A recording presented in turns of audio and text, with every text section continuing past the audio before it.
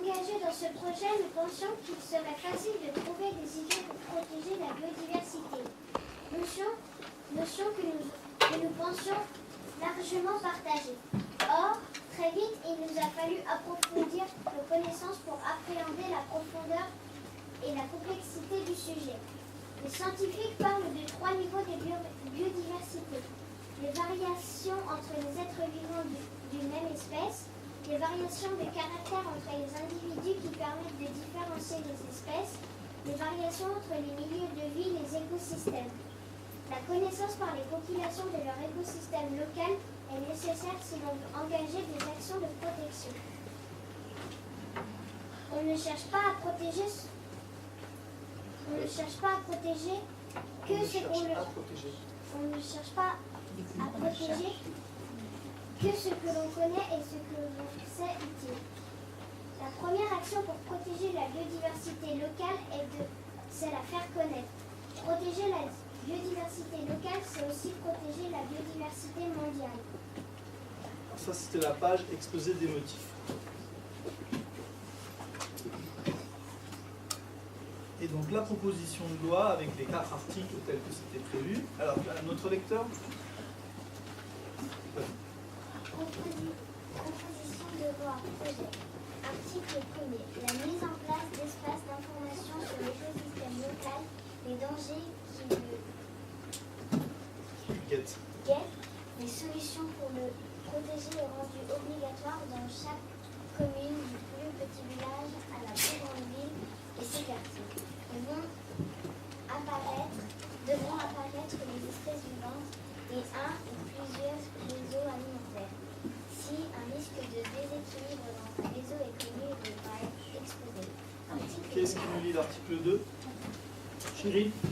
Article 2. Les espaces d'information seront de préférence installés dans les endroits de passage, faciles d'accès sur des supports élaborés à l'aide de données validées scientifiquement. Les espaces en extérieur seront privilégiés. Article 3, garçon pour changer. Grégory? Les supports d'information seront remis un jour régulièrement aux associations localement, quand c'est possible, l'établissement d'enseignement, une association, un EHPAD. Et l'article 4, allez Roxana. Article 4.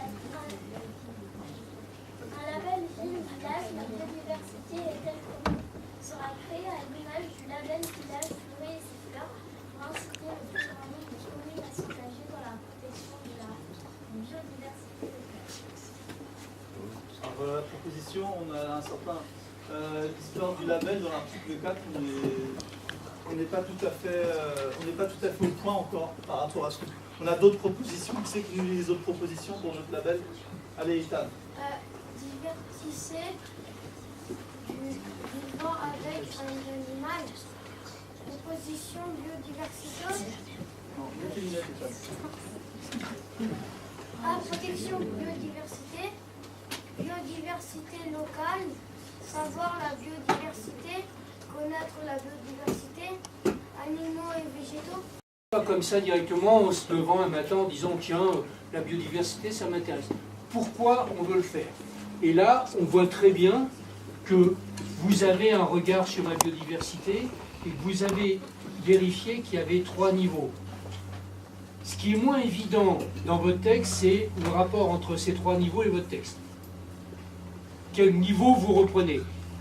En clair, quand on prépare une loi, il y a 100 000 questions qui vous sont posées. Si c'est vous qui avez le projet, il y a 100 000 questions. On va vous dire mais pourquoi tu as fait ci, pourquoi tu as fait ça, pourquoi tu n'as pas pris ci, pourquoi tu n'as pas pris ça. C'est jamais si ça. Donc premier regard, de quel niveau de biodiversité est-ce qu'on parle? Bon, mais on peut rester sur ma... Si on ne sait pas répondre à cette question, il faut la retirer. Il vaut mieux pas aborder un thème dont on n'est pas sûr que l'aborder en se faisant ensuite critiquer parce que finalement on n'a pas su comment le prendre. Par contre, ce qui est le plus important, c'est ça, c'est la connaissance par les populations de leur biodiversité locale. Et c'est une merveilleuse idée que vous avez eue. Elle est très bonne. Parce que souvent, il y a un principe, c'est que on n'aime pas finalement, on n'aime pas ce qu'on ne connaît pas. Plus on connaît quelque chose, même si au départ on se disait tiens c'est quoi cette histoire-là, mais plus on connaît quelque chose, plus on l'apprécie, plus on y est vigilant. Et le problème qu'on a souvent, c'est l'ignorance sur des sujets. Donc là c'est parfait, et moi je trouve l'approche qui consiste à dire on va essayer d'améliorer la connaissance de la biodiversité locale, c'est une bonne approche. On va venir sur le texte maintenant. Franchement, c'est une bonne démarche. Hein. Alors, la mise en place d'espaces d'information sur l'écosystème local, les dangers qui le guettent, les dangers qui guettent, bon, les dangers qui le guettent, les solutions pour le protéger, ça c'est parfait. Le fait qu'on veuille informer la population sur l'écosystème, c'est très bien. Le truc qui va coincer, c'est obligatoire. Et monsieur le maire de Pouilly, s'il voit une loi passer où on lui dit il faut absolument, monsieur le maire, que vous fassiez ça, il va commencer à être un peu crispé. Il y a deux solutions. Soit, quand on fait un texte comme ça, on dit on incite, vous comprenez, inciter, se dire on dit à quelqu'un il vaudrait mieux faire ça. Si tu peux le faire, fais-le. On incite ou on oblige. L'obligation dans ce domaine-là, en termes de communication, elle ne passe pas bien. C'est possible, mais elle ne passe pas bien. Ou alors, si on disait il faut une obligation, il ne faudrait pas dire que c'est une obligation du plus petit village à la plus grande ville. Il faudrait faire une séparation. On pourrait dire, par exemple, c'est une obligation pour toutes les villes d'au-dessus de 3500 habitants, par exemple. Ou de toutes les villes qui ont un territoire supérieur à je ne sais pas quoi, ou bien toutes les villes qui ont une biodiversité particulière ou remarquable. C'est difficile parce que un des problèmes de la loi, ou un des principes de la loi, c'est qu'elle doit être le moins incertaine possible. Quand on veut faire quelque chose, on doit dire exactement ce qu'on veut faire. Si on disait par exemple, il faut rendre l'obligation, enfin cette information obligatoire pour toutes les communes qui ont une biodiversité remarquable, pas grand monde saurait qualifier remarquable. Qu'est-ce que c'est remarquable? Ou alors il faudrait rentrer dans tout un tas d'explications. Alors, sur votre schéma, moi je dirais la mise en place d'espaces d'information sur l'écosystème local, c'est une très bonne idée. Les dangers qui le guettent, les solutions pour le protéger, est rendu obligatoire. On pourrait dire par exemple dans les intercommunalités ou au siège de chaque intercommunalité. Ici, on a un regroupement de communes et facultatif pour les communes présentant un intérêt particulier à cet égard. Quelque chose comme ça, vous comprenez ce que je veux dire? Parce que obligatoire pour tout le monde, ça va être compliqué. Je sais que la formule obligatoire, c'est moi qui l'ai sortie, de par la lecture des autres propositions des dernières années, où à chaque fois c'était quand même assez... Oui, mais c'est peut-être justement l'erreur. C'est possible, hein, mais rendre obligatoire l'information dans une commune à Châteauneuf où il y a 85 habitants, c'est peut-être possible. Mais dans d'autres communes, c'est moins évident, et surtout, il y a des communes qui vont avoir beaucoup de mal à remplir cette obligation. C'est-à-dire qu'il faut déjà aller faire un diagnostic de biodiversité. Qui le fait? Comment on repère la biodiversité? En quoi on voit qu'il y a des espèces différentes? Et la biodiversité, c'est pas parce qu'on a un chien et un chat. La biodiversité, c'est la biodiversité de la nature. Ce qui pourrait être obligatoire, et c'est une proposition que je vous ferai, c'est un diagnostic de biodiversité. Avant de rendre obligatoire l'information, pour informer, il faut savoir ce qu'il y a.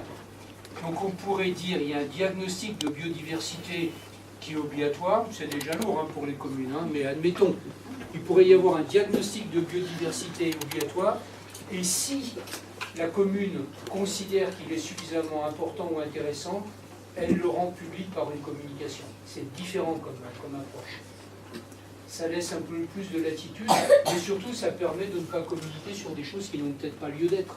Il n'y a pas une biodiversité Vous allez à Chenauve, à Quetigny et ailleurs, je ne suis pas sûr qu'il y ait une biodiversité qui mérite d'être évoquée. Mais vous allez à Paris, il y a une biodiversité. Parce qu'à Paris, vous avez des faucons cresserelles, vous avez des abeilles, vous avez des oiseaux qu'on a nulle part ailleurs. C'est propre à chaque commune. Devront apparaître les espèces vivantes et un ou plusieurs réseaux alimentaires. Alors, qu'est-ce que vous appelez réseau alimentaire? Qu'est-ce que vous avez voulu dire? Vas-y. La chaîne alimentaire. Il vaudrait mieux mettre chaîne alimentaire déjà, c'est plus clair dans le principe. Mais la seule différence dans ce qu'on a proposé aux élèves, c'est que la chaîne alimentaire concernait un seul enchaînement et le réseau alimentaire, c'était sur un écosystème et l'enchaînement des différentes oui, chaînes mais chaque alimentaires. espèce a sa propre chaîne alimentaire.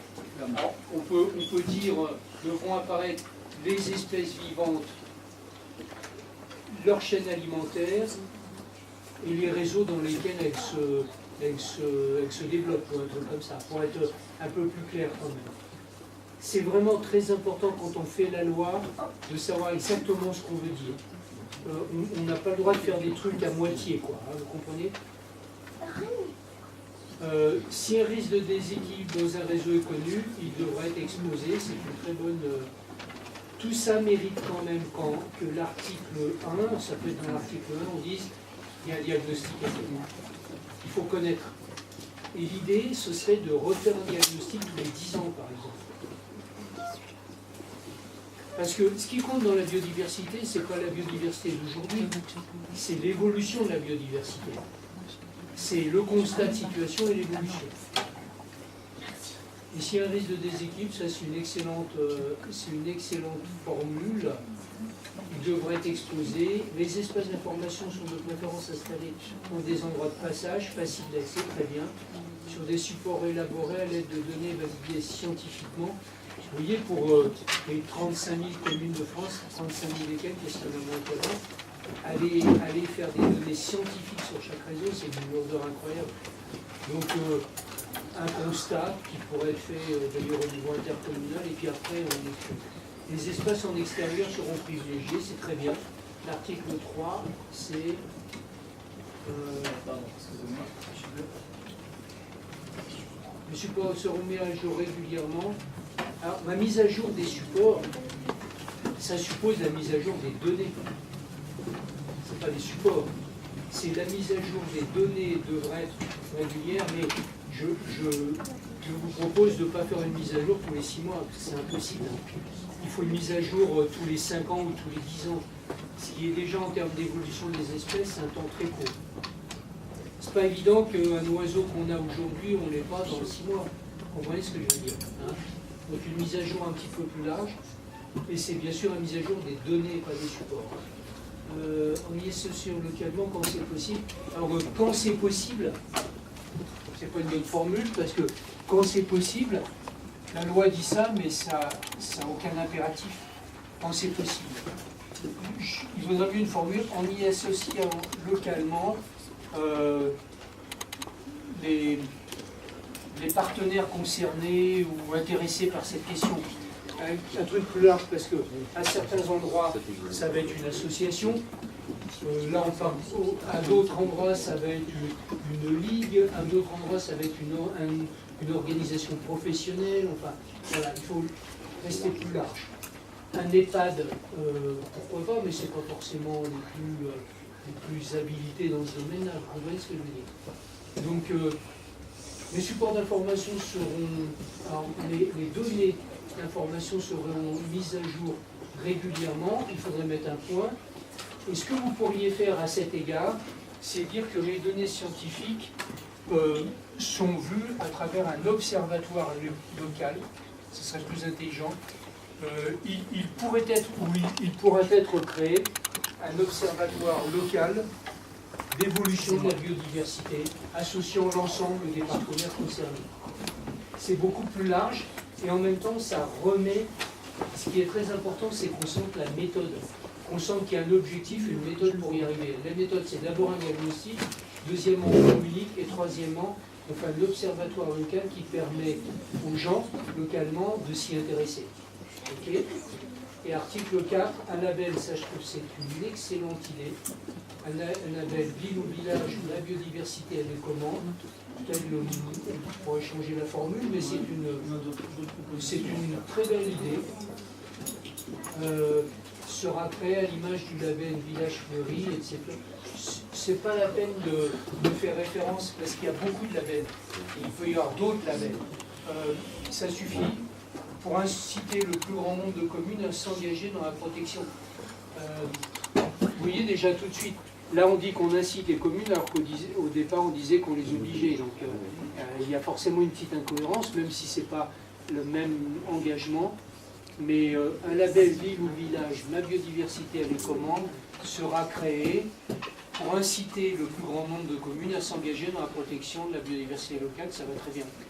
Après, moi je dirais plutôt connaître ma biodiversité, il faut revenir dans le local. Ou biodiversité locale, ça fait un petit peu froid. Connaître ma biodiversité, voilà. Voilà mes quelques observations, et si elles ne vous plaisent pas, vous n'êtes pas obligé de les suivre. Et c'est vous qui dirigez les débats, et c'est ça l'idée d'un Parlement, on n'est jamais sûr d'avoir raison, on a parfois raison mais politiquement tort, et en tout cas, on ne peut pas être député sans expliquer ce qu'on pense et sans défendre notre pensée. Ça c'est très important. Quand on est, y compris dans une classe, si vous pensez un truc, si vous pensez quelque chose que vous n'êtes pas sûr de pouvoir expliquer, il ne faut pas forcément le dire. Il faut dire ce que vous savez expliquer, il faut réfléchir et puis arriver jusqu'à là. Expliquer les choses. Voilà. Je pense qu'on a à peu près fait le tour, une bonne heure. Je voudrais vraiment vous remercier vos deux enseignants, vous remercier vous.